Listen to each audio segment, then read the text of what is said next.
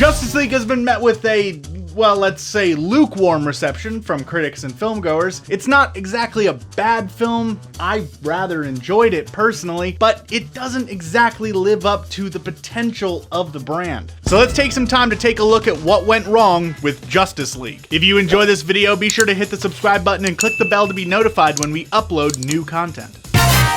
Now, before we get into this, it's important to note that the circumstances that led up to the film being helmed by two separate directors are both tragic and completely outside of the control of anyone involved. That being said, it didn't exactly do the film any favors. While it is fairly hard to tell the Zack Snyder scenes from the Joss Whedon ones most of the time, the fact that the film had two directors is very apparent in the film's pacing and overall tone. While the pacing could be racked up to the film's short runtime, more on that later by the way, the tone is extremely inconsistent. It's almost as if they tried to keep the gritty, down-to-earth feel of the previous DC films while injecting some comedic moments to lighten the mood. These moments are more than likely Whedon's influence, as he is known for those kind of character interactions. While they do usually produce at least a chuckle from audiences, the fact that the heroes are cracking a lot of jokes, sometimes at sort of dire times, is a bit odd to say the least. And while it was reported that a lot of the post-production time was spent trying to meld Snyder and Whedon's tones together seamlessly, it didn't really work out super well. And all in all, it just leaves the film feeling disjointed and unpolished.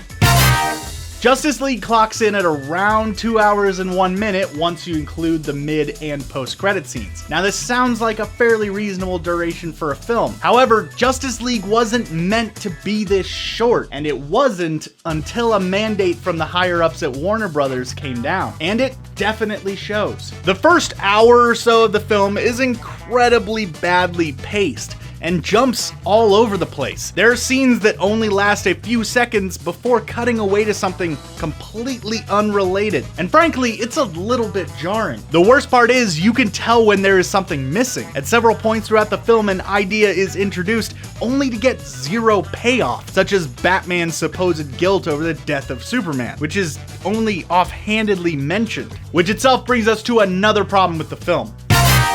For a film that is so centered around its characters, we actually get very little in the way of characterization. Outside of a few select moments in the film, the only character that we see that has any sort of serious growth is Diana, who deals with the loss of Steve Trevor in Wonder Woman and her place in the world overall. Beyond that, we get a few hints at something with Cyborg, a little bit with the Flash, and the aforementioned guilt Batman apparently feels but doesn't show. And this lack of development really shows with the Flash, Cyborg, and Aquaman, who were newly introduced in this film. I mean, technically they were introduced in Batman v Superman, but you know what I mean.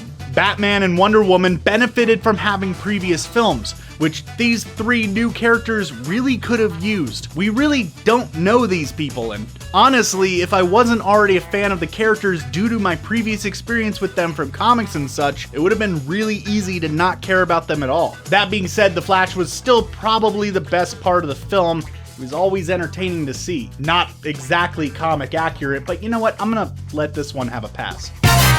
Finally, we come to what might be the biggest problem with DC films overall, not just the Justice League, and that is the fact that they are desperately trying to play catch up with their competitors, the Marvel Cinematic Universe. When Marvel and Disney launched the MCU, no one expected it to be the juggernaut that it is today. And over the course of 10 years, they have put out 17 films, all of which have been considered successes. So of course, DC wanted to get in on the superhero film craze, which I get it, it's kind of a no-brainer. The problem is though, Marvel released 5 films before making it to their big team up, all of which were solo films meant to introduce audiences to the main lineup. DC has gone another route, however, and it hasn't really done them any favors. And they have rushed to try to put out films. Out of the 4 that came out before Justice League, one of them was a sort of mini team-up film, and another one had basically nothing to do with Justice League at all, that being Suicide Squad. So we haven't really gotten any time to get adjusted to the world or the characters, not to mention the fact that the films are only really tangentially connected at best. And that says nothing of the fact that the films themselves have felt rushed and